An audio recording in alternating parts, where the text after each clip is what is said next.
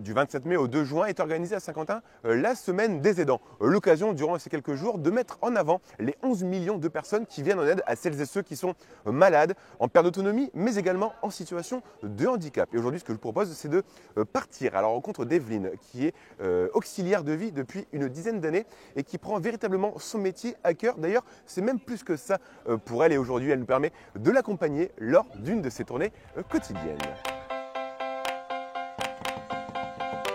Bonjour Madame Givert, ça va? Je crois que j'ai pas fait le fil assez grand. C'est ça.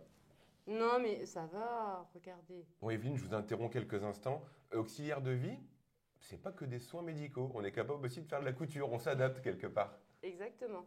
On s'adapte, on fait en fonction que ce que les personnes âgées nous demandent, des choses qu'ils ne savent pas faire ou qu'ils ont du mal à faire.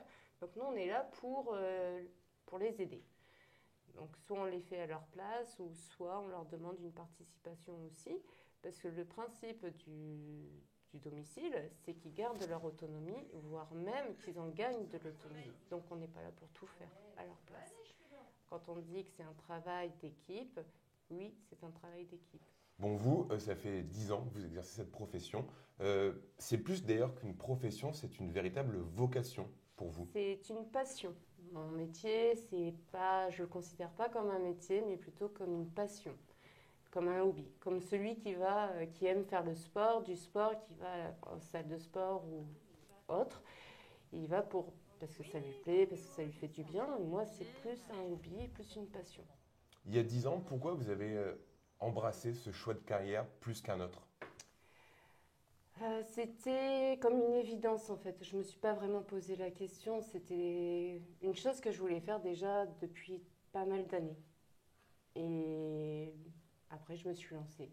Je crois que j'ai eu le courage de vouloir me lancer dedans. C'était ça.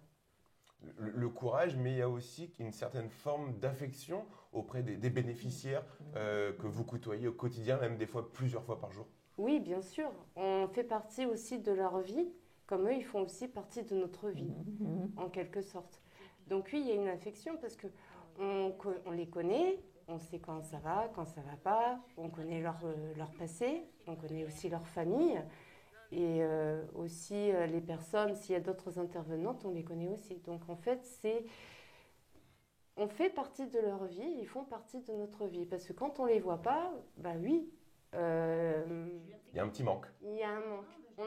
Moi, pour ma part, j'ai toujours une pensée pour eux. À me dire, tiens, qu'est-ce qu'elles feraient? Ou qu'est-ce qu'ils font? Ah, des fois, je regarde l'heure, je me dis, ah, ouais, là, c'est l'heure du repas. Ah, là, c'est l'heure du soin. Voilà. Il y a toujours une petite pensée. Vous partagez un petit peu cet avis également? Alors elle, écoutez, c'est vrai qu'il y a 8 ans que je la connais. Disons que c'est un peu comme si c'était ma fille. Je ne vous dis pas que tout le monde est comme elle, hein. Mais elle, c'est une exception. Et vous, dans votre quotidien, ça vous fait du bien, sa présence, ça vous aide? Ah, ça oui, parce que même quand elle est en congé ou autre, elle s'ennuie, mais moi aussi. Elle trouve le moyen de téléphoner. Mais ça vous dérange pas, quelque part? Non, au contraire, elle me veut quand elle n'est pas là. Donc justement, elle vous aide dans les tâches quotidiennes, mais également pour faire de la couture. En fait, c'est plus que de l'aide, il y a une certaine forme d'amitié qui s'est créée entre vous deux. Je dirais un peu, comme je vous dis, comme c'était ma fille. Elle fait le ménage, elle fait tout. Mais elle connaît la maison de fond en comble, elle connaît mon armoire de fond en comble. Peut-être même mieux que vous. Oh, moi aussi.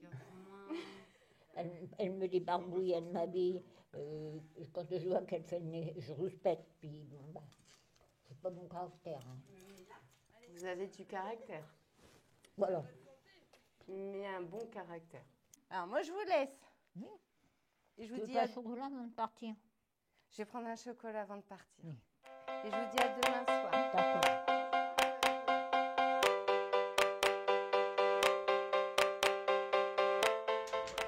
Bonjour Evelyne, ça a été? Oui. Comment ça s'est passé avec Madame Givert alors Impeccable. l'activité? Impeccable, Ouais. couture. Ça a été, elle a réussi, vous avez pris le temps? Oui, bah, c'est moi D'accord. qui a fait la couture. Après, on a fait un petit tour dehors. Elle m'a montré son jardin. On a discuté un peu dehors. Et puis après, elle est rentrée parce qu'elle a commencé à avoir froid. Ah, bon, elle a pris un peu le soleil peut-être. Bon, bah Ce qui m'a super. fait du bien. D'accord, cool. Bon, Ludivine, en tant que directrice d'agence, Oui.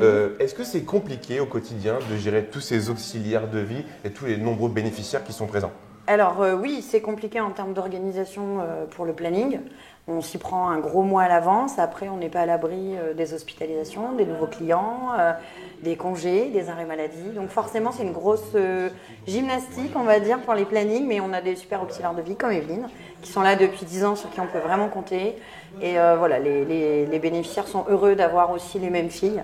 Et c'est vrai que nous, on travaille en petite équipe sur les bénéficiaires. Et il faut aussi savoir pallier à tous les aléas, comme vous le disiez il y a quelques instants. Et en fait, c'est vraiment au jour le jour, quelque part, qu'on s'organise. Complètement. Bah, complètement. Moi, je fais les astreintes tous les soirs de la semaine. Et on a des astreintes aussi le week-end avec les assistants. Donc, c'est vrai que c'est assez une gymnastique pour les arrêts ou les hospitalisations non prévues.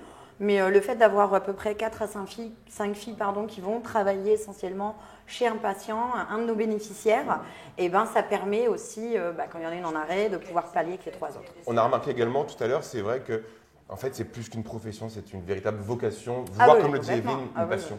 Ah bah complètement. C'est la passion d'Evelyne, c'est vrai.